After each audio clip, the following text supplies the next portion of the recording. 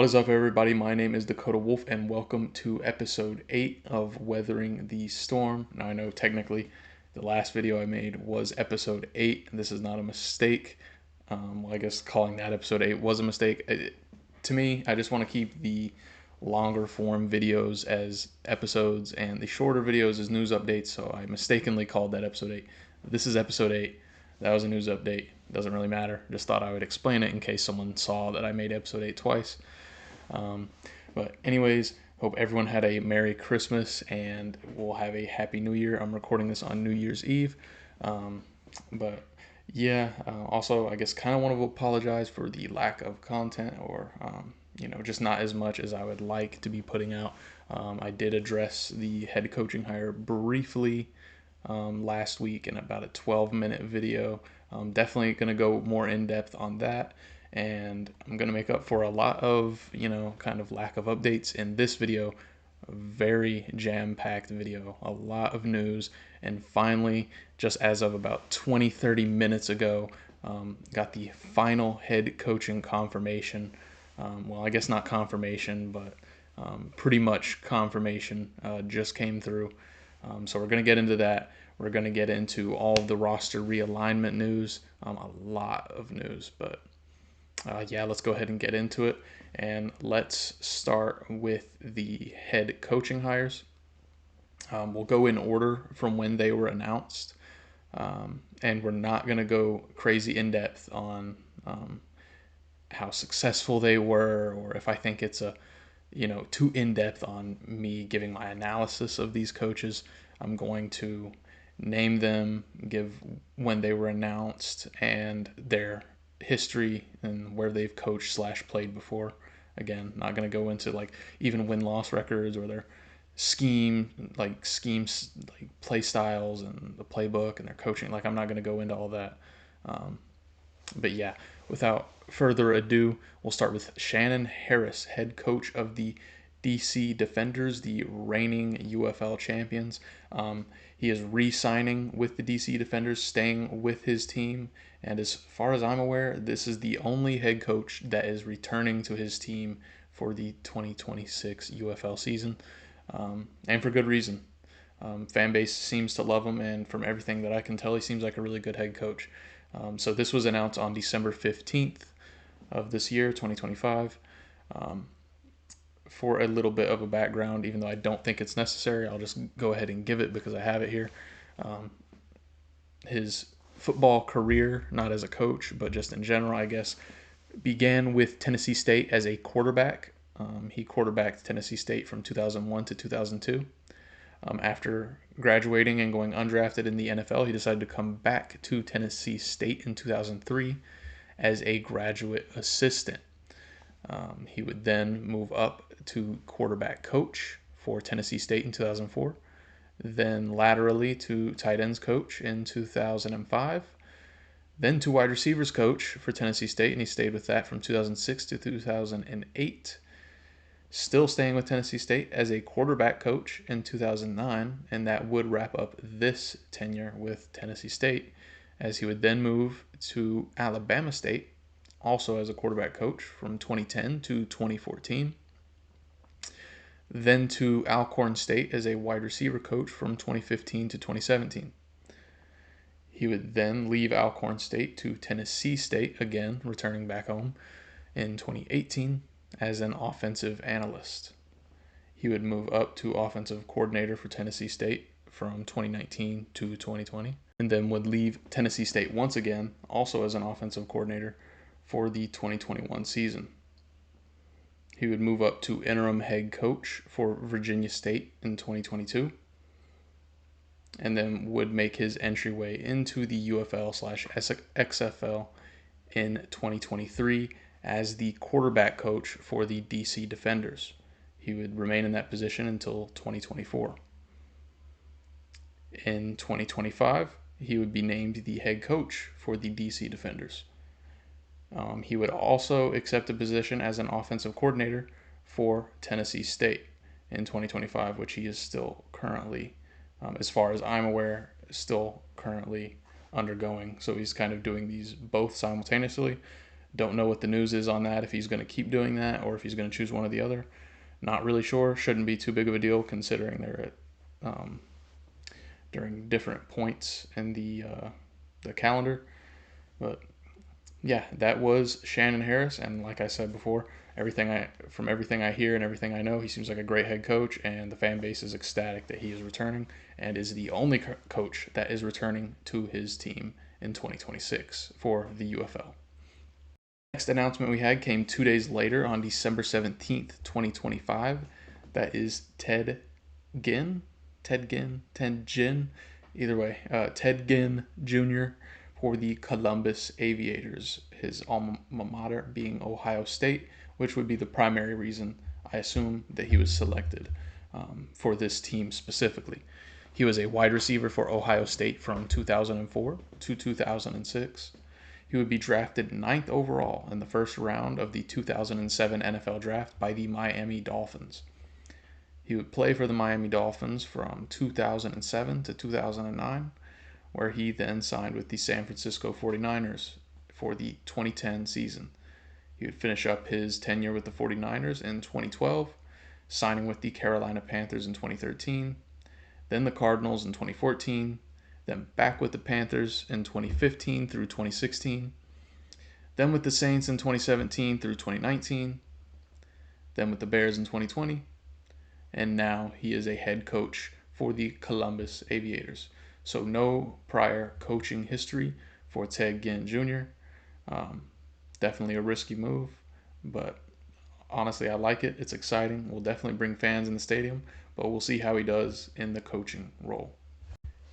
In a very similar style of hire to the Ted Ginn Jr. hire, which kind of led this theme that a lot of us thought we were just going to be going for no experienced head coaches,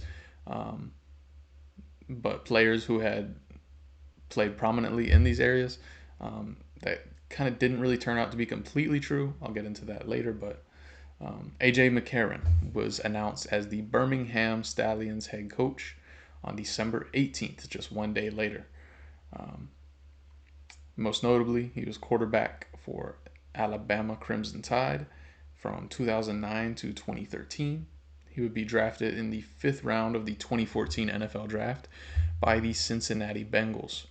He would play for the Cincinnati Bengals from 2014 to 2017, where he then signed to the Buffalo Bills practice squad in 2018. He was cut and then shortly thereafter signed with the Oakland Raiders for the remainder of the 2018 season.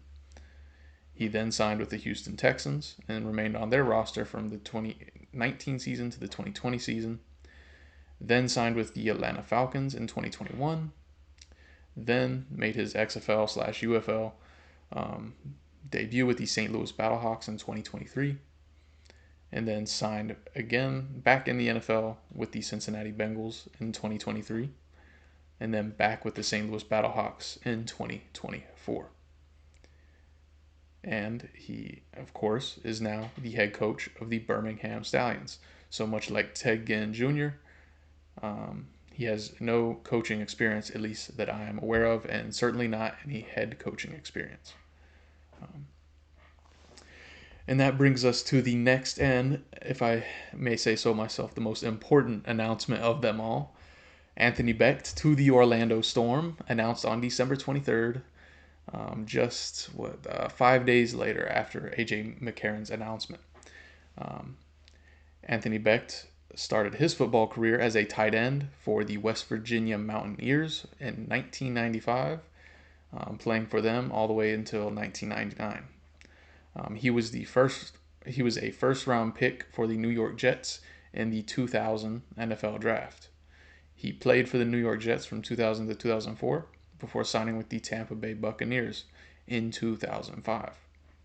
He completed his tenure with the Tampa Bay Buccaneers in 2007 and then signed with the St. Louis Rams in 2008. Then he signed with the Cardinals in 2009 and then signed with the Kansas City Chiefs in 2011.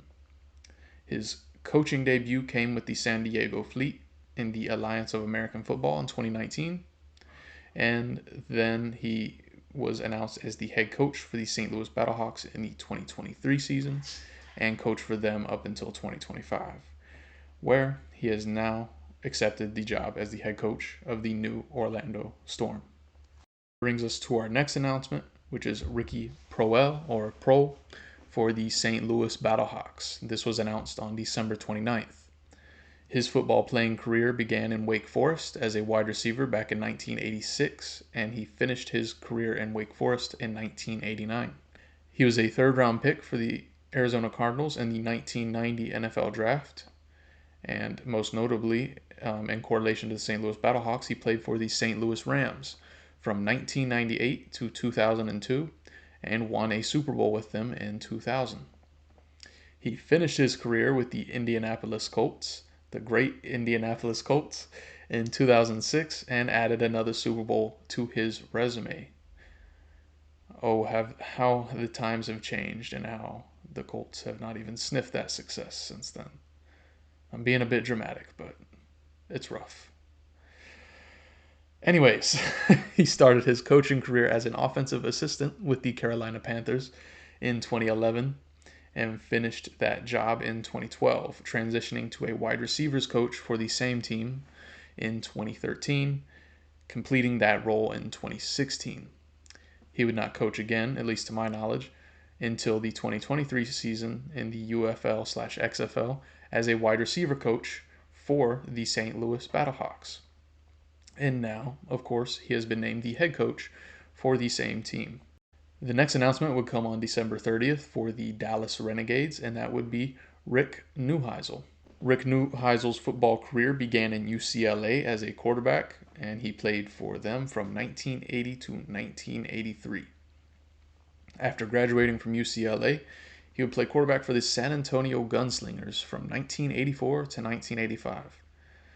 Then he would sign to the San Diego Chargers roster in 1987 and also the Buccaneers roster in that same season.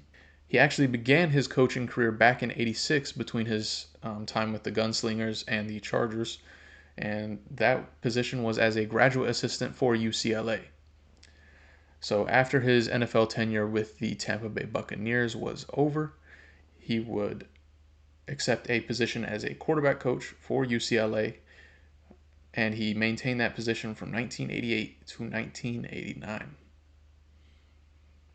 He would then transition into wide receiver coach for the same school from 1990 to 1993. Then he would get a significant step up as an offensive coordinator for the University of Colorado in 1994. Just that next year, he would accept a promotion to head coach for the same university for the 1995 season through 1998. He would then move on from the University of Colorado to the University of Washington as their head coach from 1999 to 2002. He would move up into the NFL as a quarterback coach for the Baltimore Ravens for the 2005 and 2006 seasons. He would be promoted to offensive coordinator for the Baltimore Ravens for the 2007 season before moving back to UCLA and taking on a job as their head coach from 2008 to 2011. He would not coach again until 2019 for the Arizona Hotshots as part of the AAF. He would not coach again until now, where he has accepted a position as the Dallas Renegades head coach. Up we have Chris Redman, head coach for the Louisville Kings, announced on December 30th, just yesterday. Most notably, he was the quarterback for the Louisville Cardinals from 1995 to 1999, amassing or breaking the all-time passing yards record for the university. He was a third-round pick for the Baltimore Ravens in 2000 and would be named a Super Bowl champion in that same season. He quarterbacked for the Baltimore Ravens from 2000 to 2003.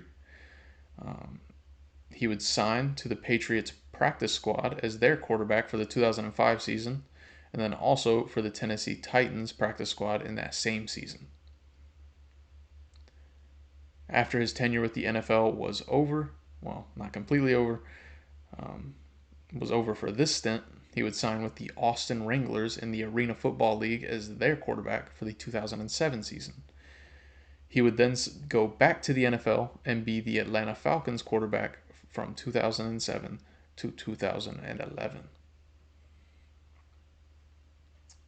He would not have any prominent role in football again, at least to my knowledge, until 2023, where he worked as the quarterback coach for Midlothian High School in Texas. And he would maintain that position throughout the 2023 and 2024 seasons. Up until now, where he was just announced the head coach for the Louisville Kings. And now, last but not least, just announced about maybe 30 minutes ago as I'm recording this at 11:15 a.m. December 31st, Kevin Sumlin has been named the head coach for the Houston Gamblers, running out all 8 teams' head coaching positions.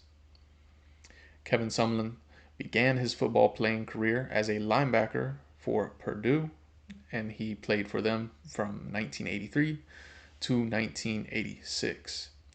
He would move directly into coaching as a graduate assistant for Washington State for the 1989 and 1990 seasons. He would move on to be a wide receiver coach for Wyoming from 1991 to 1992.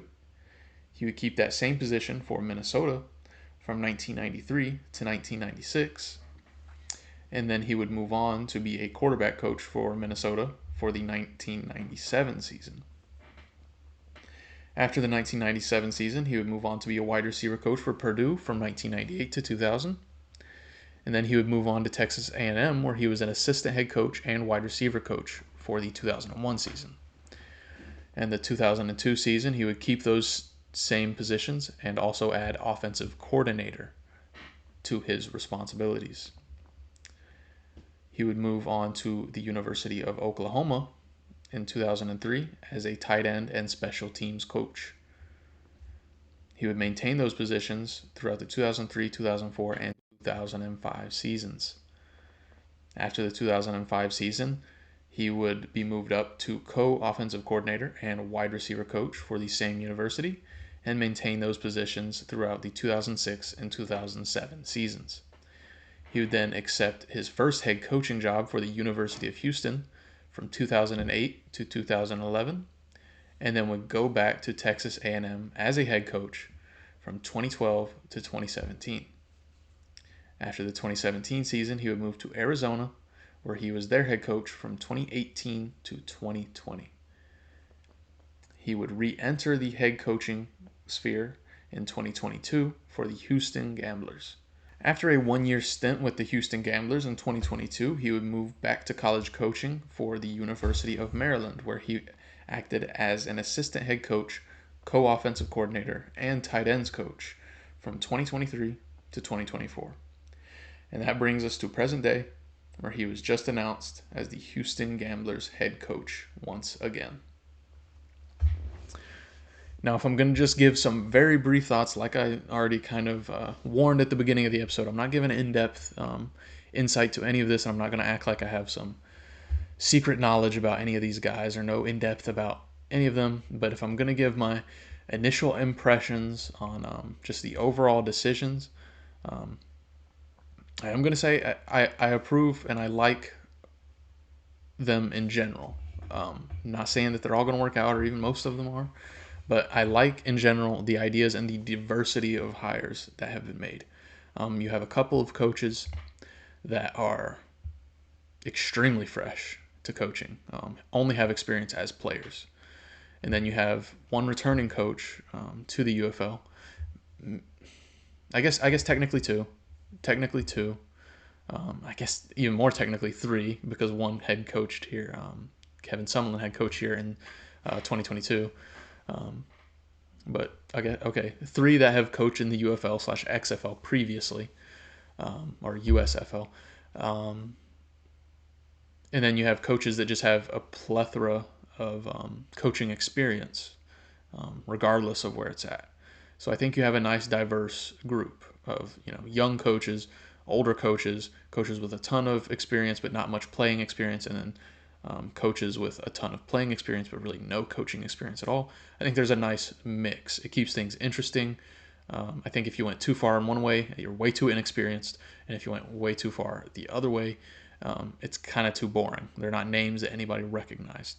Like, of course, most people will know Ted Ginn Jr., AJ McCarron, but realistically, how many just random people off the couch know who Rick Neuheisel is, or Ricky Prohl, or Chris Redman?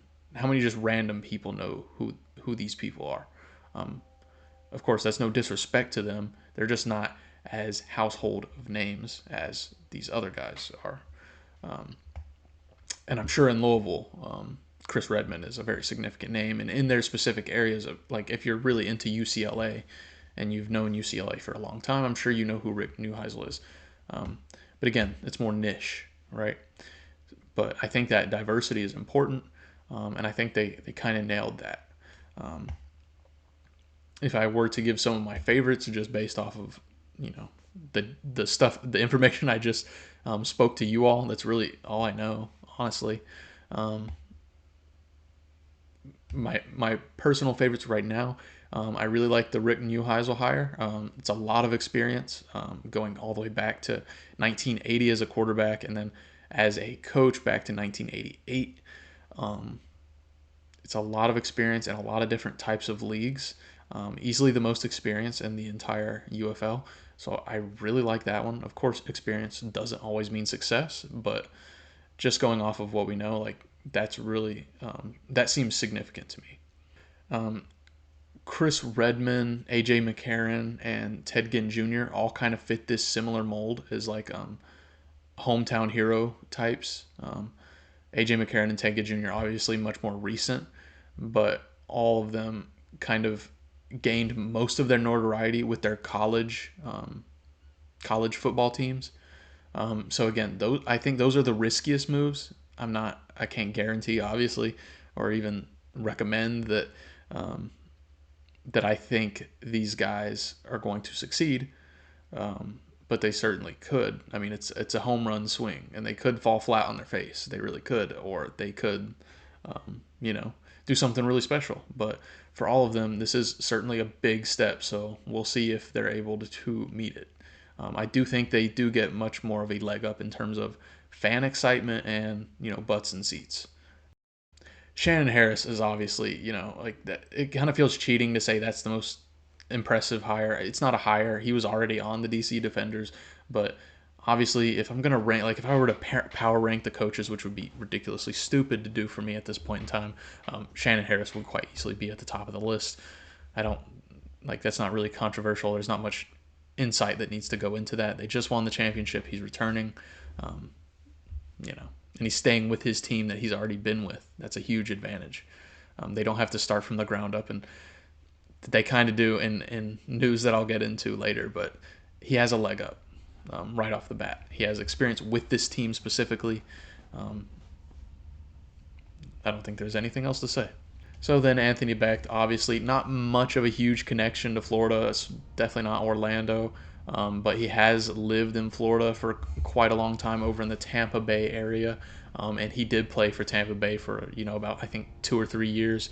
So that's nice. I think the main thing isn't his ties to Florida, like AJ McCarron to Alabama or Ted Ginn to Ohio. Um, it's more so his head coaching experience, which honestly isn't that in depth, but more specifically his coaching experience in the UFL/XFL and his success in doing so. So obviously, I'm still a really big fan of the hire. I think it's a good move. The only concern is obviously the playoff success or lack thereof. So we'll see, but I do prefer the experience in the UFL personally over these hometown guys who have never coached before at all. Personally, I prefer that. I prefer the experience, and this is a nice balance. He obviously has a lot of playing history too, just not extensively with any sort of Florida ties. And then Ricky Prohl is a bit of an interesting one. Played a lot as a wide receiver from the mid 80s to the mid 2000s, and then has coached for about going on 10, 15 years now, but only as an offensive assistant to wide receiver coach. So this is a decent step up. Never had a coordinator role before. But again, he's had previous coaching experience with the St. Louis Battlehawks. So he is familiar with the team. He's familiar with St. Louis. It will be interesting to see how that plays out. 4 years with the St. Louis Rams, and obviously coach for the St. Louis Battlehawks in 2023. And then the one that piques my interest the most out of all these other guys, and if I'm tossing Shannon Harris's previous experience with the UFL and success with the DC Defenders out the window, and I'm just looking at resumes, Kevin Sumlin's might be the most impressive. And if you're just going resume for resume, even though Rick Neuheisel has a more extensive resume, um, Kevin Sumlin's resume goes kind of toe to toe with his in a lot shorter of a time frame. Um, Having that extensive, what stands out the most to me, well, I guess multiple things. He was a linebacker for Purdue, but every single one of his positional coaching roles has been offensive. So you have a coach, kind of like with Anthony Becht. He was a tight end, and he's mostly been known as an offensive-minded coach. What's really interesting with Kevin Sumlin was he is a defensive player, but he's been a mostly offensive coach, offensive coordinator, wide receiver coach, quarterback coach, tight end coach, special teams coach. He knows all three facets of the ball. Special teams, defense, and offense. That is something that's really intriguing to me. And if I was a fan of that team, that's something I would be really excited about. There's not many coaches that know both sides of the ball. Like a jack of all trades, they know everything. So I think that's significant. At least on paper, I haven't. Again, I'm not. Don't have in-depth knowledge on him. But and then also what's significant is he's been the head coach.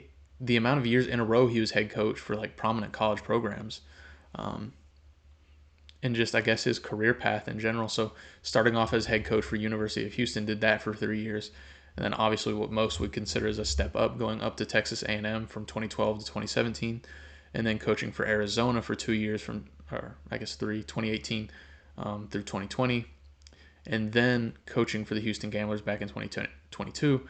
So he has ties to Houston. He has ties to the Gamblers specifically, and he has extensive head coaching history, and he knows all three sides of the ball.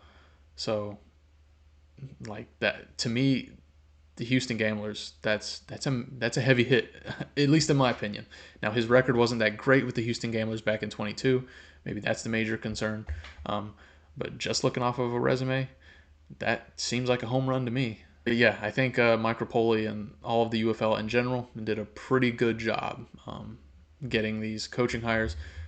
Again, I'm not saying that means every single one of them is going to work out. Every single one of them, obviously not every single one of them can have a perfect record. But I do like that there's a diverse selection. You don't just go with guys that have a long resume that are maybe more boring names. You don't just go with all guys who have never coached a game in their life before. You got a nice, diverse selection of coaches for each of their teams. But yeah, with that out of the way, I think we're ready to go ahead and move into the UFL roster realignment news. And this is significant. This is really big news. And, again, I apologize for not getting to it sooner. I'm not really that much. I don't intend on this channel to be really a breaking news type of channel. It is a podcast, so it's more like week by week episodes rather than dropping something as soon as it's announced. But that being said, I would like to get it out a little closer to relevance than I am now. But it is what it is. Not going to try and make excuses for it. So just to give credit where credit is due, this news was first broken by State of the Stallions on X/Twitter. This was broken on December 19th, and I'll put the tweet up on the screen, and I'll just go ahead and read it out here. So they say, exclusive, State of the Stallions was able to get its hand on a document laying out how the UFL will handle rosters in 2026. And then they attach 3 documents that I'll be going over for the next, however many minutes here. And they briefly summarize, teams will head to training camp with 64 players. So I think the NFL does like 53 players on its active roster. The UFL will be doing, well, the UFL will be doing 64. At least that's my understanding. They'll at least be heading to training camp with 64. I don't know if there's a cut down day or whatever, but they'll be heading to training camp with 64 players on their roster. Teams get first rights to sign up to 10 players from local colleges, and I'll be going over each team and what colleges that they will have rights to. The league will assigns 3 quarterbacks per team by January 5th based on coach priority. Again, we'll get into this further in depth. I'm just going to read their brief summary to prelude my in-depth discussion over this. There will be a 2-day draft on January 13th, day 1, and January 14th, day 2. On day 1, we will be drafting 2025 UFL veterans, this being players that are currently on rosters. So, in case you haven't gotten the gist of this yet, the rosters that are set now are no longer, for the most part, no longer a thing. They're all going to be thrown into a draft, again, for the most part, and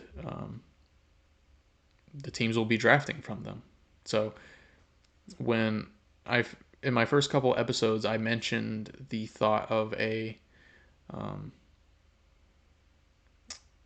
how do I like a I don't know, I didn't use the word reallocation draft, maybe like a disbursement draft, or I forget the term that I used exactly, but basically my idea was the 3 teams that had left, all their players would be entered into a draft pool, and the 3 new teams, the Orlando Storm, Columbus Aviators, Louisville Kings, would be drafting from that pool. And honestly, even that, a lot of people kind of didn't like the idea of that. They wanted those rosters to stay intact, those 3 rosters to stay intact and just be relocated to the new locations. I hated that idea. I wanted the draft just so it'd be a more even playing field. But a lot of people didn't even really like that idea. They thought that was too extreme. This is 10 times more extreme than that, because not only is it those 3 teams that's left, those active players being put into the draft pool, or at least those that are still staying with the UFL, it's every single team. Every single team and all their players are being entered into this draft pool, and they are being redrafted. Obviously, a lot of people are not a fan of this, but I can't say myself. Obviously, I was not extremely invested into the UFL last year, as I will be this upcoming season. But that being said, even with that, I can't say that this is like I'm super fond of this idea. I don't have any personal problems with it. I don't know if it's the right decision. I guess we'll see. I do think some level of continuity between seasons is important, and this kind of ruins that a little bit. I think ruin is a strong word, but it definitely shakes things up. But regardless, it doesn't affect me that much personally. I'll be excited for the draft, and I'll be hoping that the Orlando Storm knocks it out of the park. But for existing fans, and I do feel sympathy for them, because you root and you get close for a specific team of players, and that is going to change drastically next year. But anyways, moving on along, day 2 will consist of drafting NFL cuts, showcase standouts, and new free agents. This draft will be held in Arlington, Texas. Again, we're just going through what State of the Stallions decided to summarize here, and I'll go more in depth. Key dates: January 5th, quarterbacks are set. January 9th, college allocations final. We'll get into that. January 13th and 14th, UFL draft. And then he says, as we've known, they're blowing it all up and starting from scratch. So again, I'm getting to it way late, about 11 days too late, but, or 12, yeah, sorry. Math is not the best, but 12 days too late. But this is significant news. Like, this is huge news for the future of this league. They certainly got a lot that needs to get done within, a very short time frame. Considering this league kicks off at the end of March, they got a lot they got to get figured out. But hey, that means a lot of content that I'll have to be pushing out to you guys, and I gotta get on it, because I can't be coming out. I can't be leaving y'all out to dry 12 days late going forward. But yeah, let's get into it. That was their summary. And now I'm just going to go through each bullet point and kind of explain a little bit more in detail about everything, and I guess kind of give my opinions along the way. So let's go ahead and start with the first major bullet point of this document, and that is building player pool. This section kind of just explains how the active player pool that teams will be pulling from is going to be built. Okay, so the first point is regional/national scouts will be assigned to UFL teams, grading their rosters and free agents by position group with input from the UFL GM. So various scouts are going to be assigned to different UFL teams, right? I think it's one scout for two teams. Obviously, I assume there will be more than four scouts, so obviously there will be overlap. I'm assuming there, and then we'll be grading their rosters by position group. So I assume there's, again, these are assumptions, and it's just based off this one document. But I'm assuming, so there will be scouts for each team, and they'll be grading their rosters. I don't know if this is a way to kind of balance things, but say they'll be like, okay, your quarterback grade is a C, and then your wide receiver grade is an A, and then they'll go through each position and they'll give grades to each positions, and they'll try and keep things as balanced as possible. I don't know. That's kind of my assumption here, but yeah, that's that first bullet point. And then the next bullet point kind of gets into all the players that will make up the player pool for the UFL heading into the drafts, and etc. So this player pool will consist of all players previously in the UFL who have not left or retired or signed with a different league. 2025 and 2026, so last year's draft and this upcoming NFL draft in April. NFL draft eligibles, so players who are eligible to enter this draft, not necessarily players who are entering the draft. 2025 NFL training camp cuts, so 2025 would be last year's NFL training camp, players who were cut there. Obviously, this upcoming next year's training camp cuts will take place much later, so that will be way after the point. Top showcase attendees. So if you all remember, we had some showcases at different locations, correlating to the different teams, and they invited people out to go, kind of like a combine type thing. Like if the NFL draft combine where players work out, do 40-yard dashes, do a vertical, just kind of try to sell themselves to these teams. So top showcase attendees and any other free agents. So any other outliers there that were not addressed in the document or that I failed to mention. So that would be the player pool. And then moving on to the next bullet point, or significant bullet point, would be the quarterback assignments. So this will be how each team finds their quarterbacks. This is handled with a bit more care than other positions, obviously, given the importance of it. Basically, each of the head coaches for these teams will submit a list to the league office of their top 5 quarterbacks in priority order, assuming 1 is their most prioritized and 5 is their least of those 5. The league office will then assign 3 quarterbacks to each team based on the lists provided by head coaches. So they'll send their list of 5. Obviously, there will be overlaps amongst teams in those 5, so then the league office will choose 3 and assign them to those teams. So obviously other considerations will be taken, such as player regionality if multiple teams have similarly ranked quarterbacks. So a stupid example I'll give, even though the player mentioned is not at play at all. So say the Orlando Storm have Tim Tebow as their number 1 quarterback, and then the DC Defenders decided, hey, we want Tim Tebow as our number 1 quarterback. Well, obviously, Tim Tebow was a Florida Gator. He was most prominent in Florida.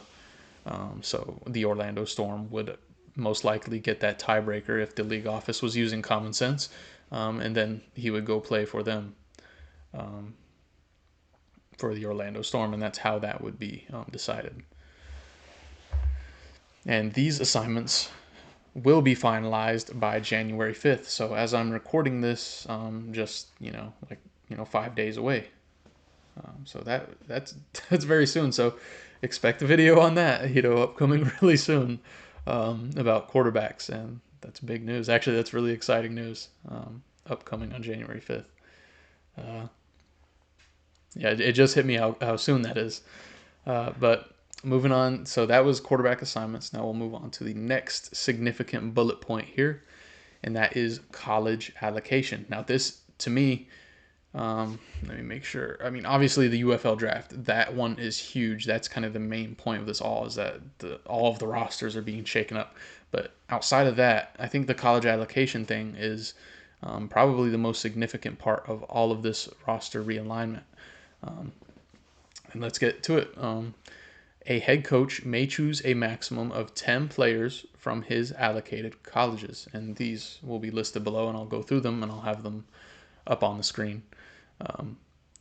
Obviously, and they note here league discretion if the player has attended 2 or more colleges, which is especially prevalent in today's college landscape, where a player can play for 6 different freaking colleges in one career. So I'm not gonna go ahead and list off every single one. I'll have the image up so you all can see. If you're watching this podcast and you're a fan of a different team, which colleges correlate to your team. But for the Orlando Storm, we will have rights over the University of Florida, so the Florida Gators, Florida State University, so the Seminoles, the University of South Florida, the Bulls, and the University of Central Florida, of course. Go Knights, charge on. Um, So just to further expand on that first point, the head coach may choose a maximum of 10 players from his allocated colleges. For Orlando, as I just mentioned, would be Florida, Florida State, USF, or UCF. This is basically saying that all the players that are currently in the UFL on one of the active rosters, um, the Orlando Storm would be able to steal up to 10 of those players that went to Florida, Florida State, USF, or UCF when they went to when they obviously played football in college. So if the St. Louis Battlehawks have a player that played for UCF for 2 years, and the Orlando Storm wanted that player, they get that player, no questions asked. Um, and so and vice versa, if the Orlando Storm, obviously they don't have any players, but just play along. If they had a player that went to Iowa State for 3 years or whatever, St. Louis would have the ability to steal that player, no questions asked. Now, obviously the cap is at 10, so you have to choose your 10 and stick with them. You can't be greedy with it.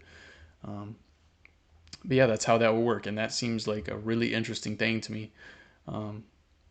Is really cool. Obviously, we would love to see. I hope they get UCF players on there. Obviously, for me personally, but for everybody, for Florida State fans, USF, UCF, and Florida fans, that's really cool that you're going to see. You should see a lot of familiar faces on the Orlando Storm. So the next bullet point under college allocation, we got UFL teams retain right of first refusal to sign players from their allocated colleges. So I'm assuming a player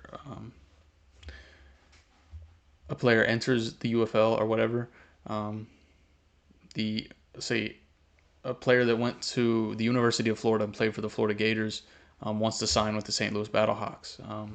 The Orlando Storm would be like, no, we want that player actually, and they can refuse the St. Louis Battlehawks to sign that player. But the catch is that they have the Orlando Storm, assuming they already have 10 players,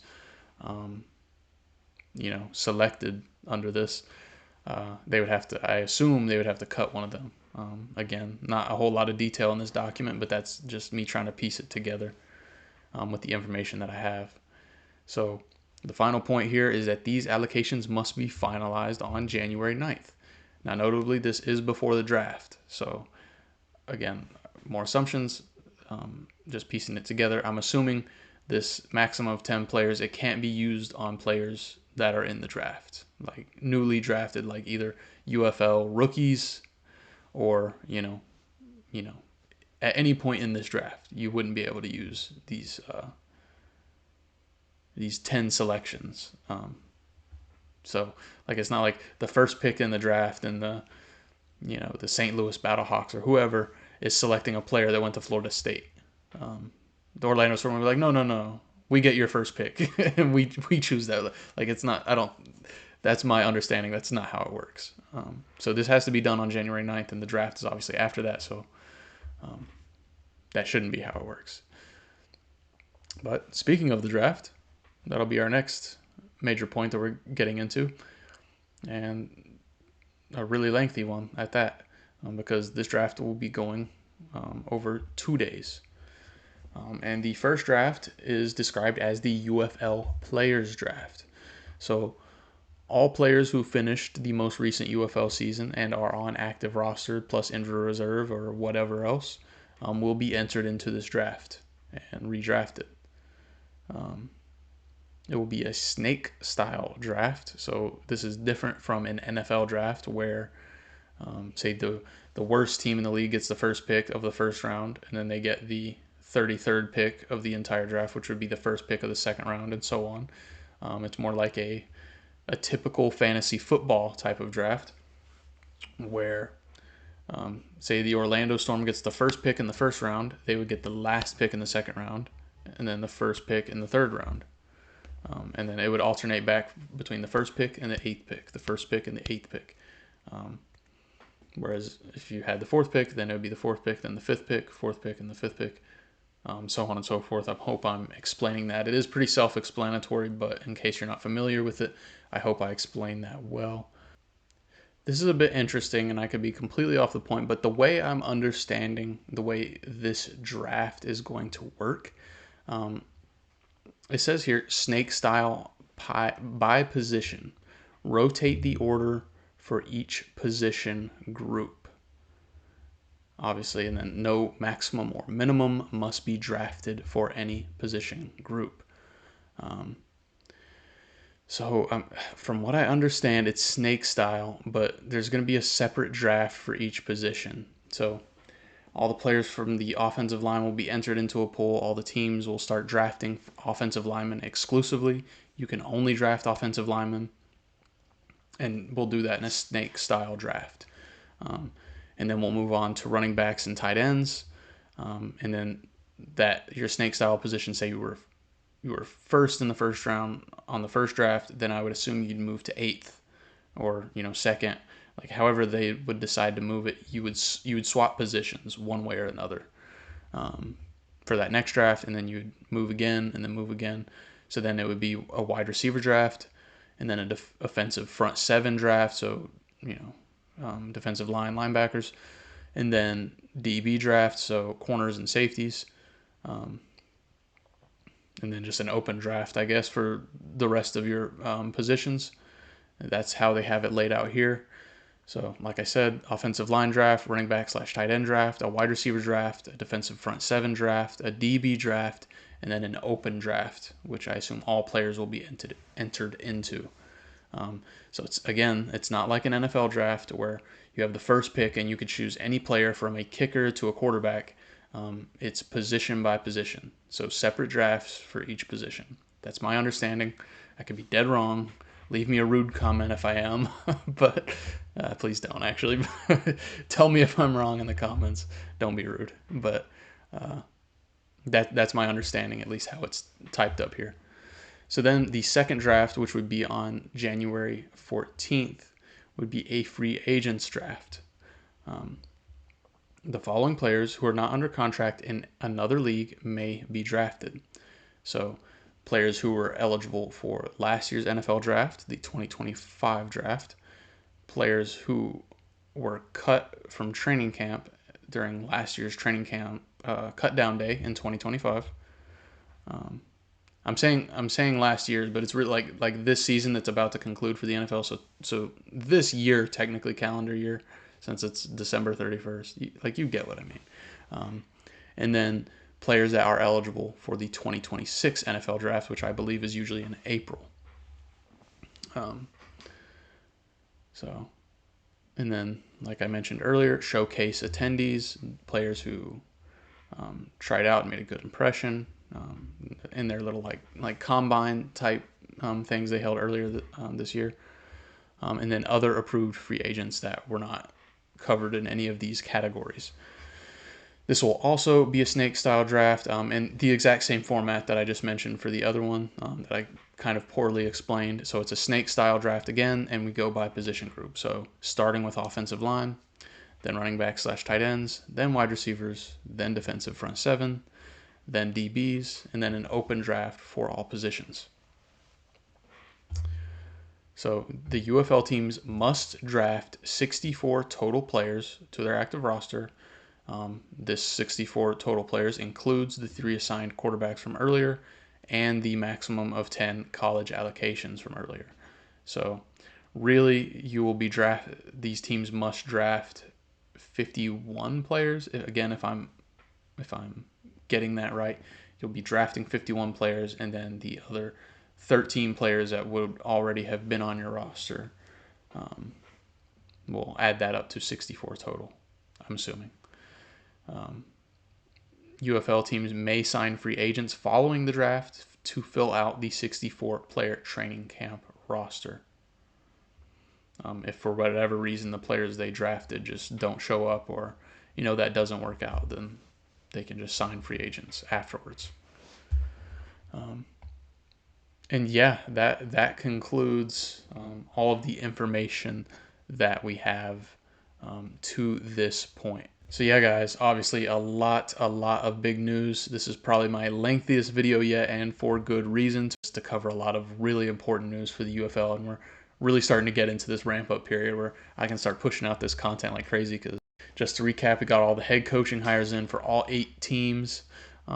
We got information regarding the player pool that will be built, including all of the previous players in the UFL, along with 2025 and 2026 NFL draft eligibles, training camp cuts from this last year's draft, top showcase attendees, plus any other free agents.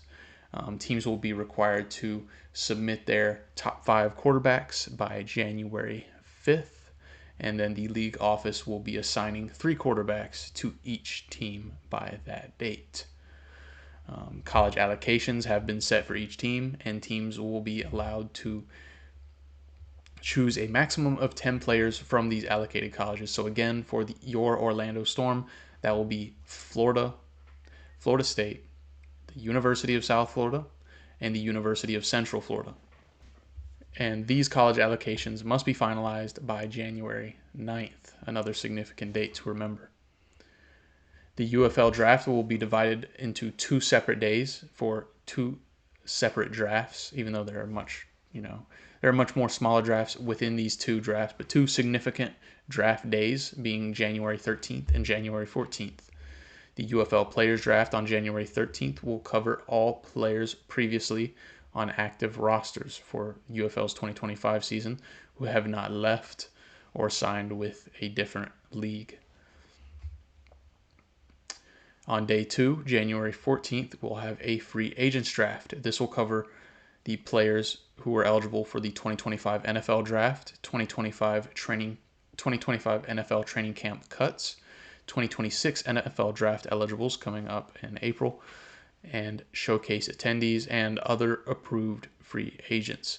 Both of these drafts will be a snake-style draft and will be exclusive to each position. So there will be a draft for offensive linemen. Once that draft has concluded, there will be a draft for running backs / tight ends, wide receivers, then defensive front seven, then defensive backs, and then an open draft for all players remaining.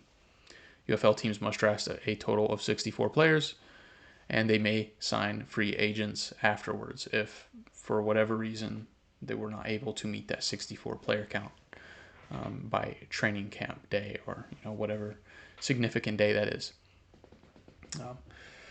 So yeah, very long-winded episode, but let me know what you guys think about these many changes. It is very exciting, and I am very hopeful to see how it plays out. But thank you all for weathering the storm, and thanks again for supporting the channel and liking, subscribing, doing everything you do. I'm very excited for this upcoming season, and I'm excited to see what we can build together as the Orlando Storm fan base and as fans of the UFL in general. I'm super excited to keep this thing going and have you all join me on this journey. I'm extremely new to this whole podcasting thing and putting out content, I'm sure at times it hasn't been the best, edited, the best audio quality, certain things like that. I'm working on it, and it's going to get better as the season goes. But thank you all for tuning in and supporting another video. Again, thank you for weathering the storm. Go Storm. Sir John.